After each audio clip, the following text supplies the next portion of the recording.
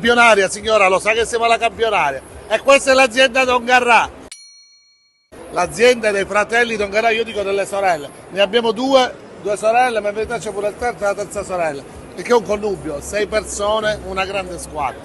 Allora, azienda Don Garrà da Gangi, cosa produce? Cosa abbiamo portato alla campionaria? Allora, noi produciamo ortaggi, verdure e abbiamo riscoperto le verdure eduli spontanee, di cui il nostro territorio ne è molto ricco, Quindi ovviamente. esce tutto in maniera spontanea. Si cresce tutto in maniera spontanea e naturale e che dirvi, regaliamo gusti e sapori che ormai si sono dimenticati. Sì, emozioni, esatto, E qua cosa tramite il abbiamo? cibo. Che vedo queste cose rosse, abbiamo qua il pomodoro, questo cos'è? Questo è pomodoro siccagno, trasformato in diversi preparati come il pelato, la passata, il concentrato di pomodoro, da noi chiamato astratto siciliano.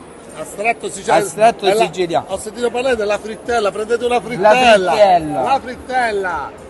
Che magari si pensa sia una cosa fritta, diciamolo agli No, amici. la frittella, oltre la frittella è un prodotto tipico siciliano e questa la proponiamo con la ricetta gangitana, è la fava tenerissima, condita con diverse essenze, tra cui il carciofino, tra cui l'aglio verde, l'olio extravergine d'oliva, la menta, ed è un buon preparato per la pasta o come contorno. La pavuzza! La pavuzza. Prendiamo una pavuzza, prendiamo le pavuzze, e i carciofini, prendiamoli! Insomma, c'è la ben di Dio. Signori, c'è il ben di Dio qui in Sicilia, signori! Poi intanto la gente passa, la campionaria, oggi c'è un afflusso immenso, guardate, ci sono pure. E tu un baratto ci vuoi aspettare. Così la facciamo completa. Quella là, vai. Allora, abbiamo pomodoro, siccagno, i carciofini sono con l'aceto, giusto? Sì, carciofini sottogetto. Sono top, top.